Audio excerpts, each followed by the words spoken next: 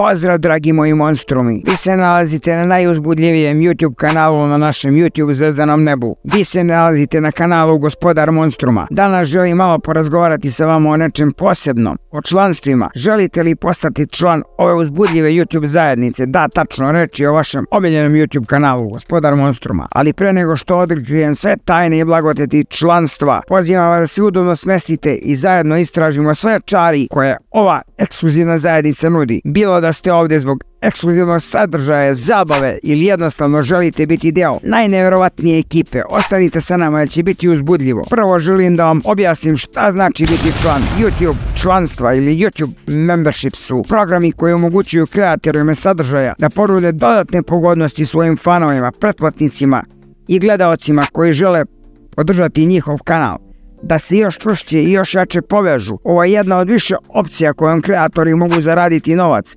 na YouTube platformi uz oglašavanje, monetizaciju i sadržaja putem YouTube partnerstva. Mi ćemo to rešiti na ovaj način. Koliko postanete osnovni nivo članstva našeg monstruoznog kanala, postanite vilenjak. Mesečnom utplatom od 300 dinara dobijete razne pogodnosti kao što su pominjanje članstva i drugo. Ako postanete napredni član, uplatom od 1000 dinara možete dobiti jedinstvene i personalizovane pozadine za telefone i računare. Naravno, pominjanje još mnogo toga. Možete dati predloge za video sadržaj i sa mnom raditi na istom.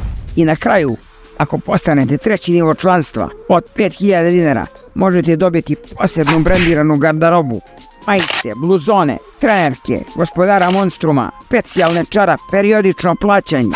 Možete da otkažete bilo kad.